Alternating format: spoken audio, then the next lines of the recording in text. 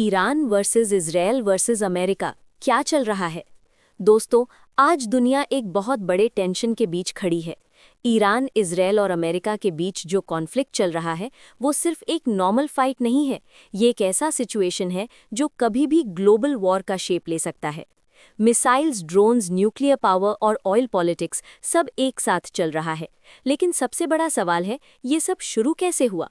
चलिए सिंपल और क्लियर तरीके से समझते हैं। सब कुछ तब सीरियस हुआ जब अमेरिका और इजरायल ने मिलकर ईरान पर अटैक किया। उनका मेन टारगेट था ईरान के न्यूक्लियर और मिलिट्री बेसिस।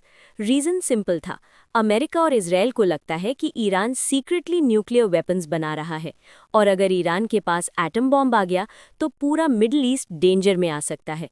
इजरायल के लिए तो ये डायरेक्ट थ्रेट है क्योंकि ईरान उनके खिलाफ ओपनली बोलता है। अब ईरान ने भी चुप रहना एक्सेप्ट नहीं किया। अटैक के बाद ईरान ने तुरंत जवाब दिया। ईरान ने मिसाइल्स और ड्रोन्स के थ्रू इजरायल को टारगेट किया और सिर्फ इजरायल ही नहीं बल्कि अमेरिका के मिलिट्री बेसिस को भी निशाना बनाया। इसके बाद सिचुएशन और ज़्यादा डेंजरस हो गई। पूरा रीजन एक बैटलफील्ड बन गया। लेकिन असली कहानी सिर्फ यहीं ख़त्म नहीं होती। इसके पीछे कुछ बड़े रीजंस हैं जो सालों पुराने हैं। सबसे पहला रीज़न है nuclear tension.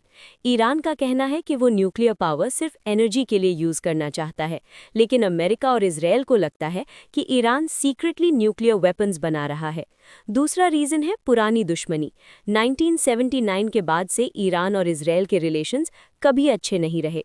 Iran openly Israel को अपना एनिमी मानता है और इजरायल ईरान को सबसे बड़ा थ्रेट। तीसरा रीज़न है पावर और कंट्रोल। मिडिल ईस्ट एक ऐसा रीजन है जहां से दुनिया का बहुत सारा ऑयल आता है और हर पावरफुल कंट्री चाहती है कि उसका कंट्रोल इस एरिया पर हो। और यहीं आता है सबसे इम्पॉर्टेंट फैक्टर, ऑयल। ईरान के पास दुनिया के सबसे बड़े ऑयल और गैस रिजर्व्स में से एक है और एक इम्पॉर्टेंट रूट है स्ट्रेट ऑफ हॉर्मुज़, जहां से दुनिया का लगभग 20% ऑयल पास होता है। अगर यहाँ टेंशन बढ़ता है तो पूरी दुनिया में ऑयल प्राइसेस ऊपर चली जाती हैं। रीसेंट अटैक्स में ऑयल फील्ड्स और गैस प्लांट्स को भी टारगेट किया गया, जिस वजह से ऑलरेडी ग्लोबल मार्केट में टेंशन बढ़ चुका है। इसलिए कई एक्सपर्ट्स बोलते हैं कि ये सिर्फ वॉर नहीं है, ये एक ऑयल और पावर का गेम भी है। अभी करंट सिचुएशन क्या है?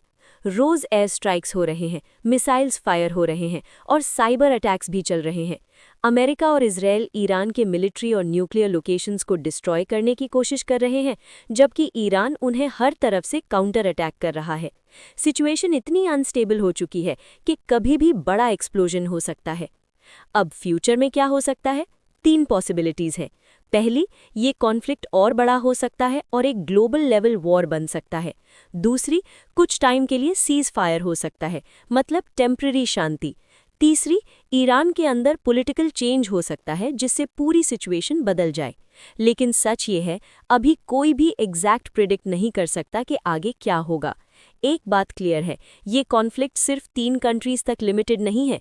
इसका इफेक्ट पूरी दुनिया पर पड़ेगा, चाहे वो ऑयल प्राइसेस हो, इकोनॉमी हो या फ्यूचर पॉलिटिक्स। तो आप क्या सोचते हो, क्या ये सिचुएशन कंट्रोल में आ जाएगी या दुनिया एक और बड़े वॉर की तरफ बढ़ रही है?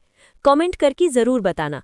और अगर आपको ऐसे ही सिंपल और क्लियर एक्सप्लेनेशन चाहिए तो चैनल को फॉलो करना मत भूलना।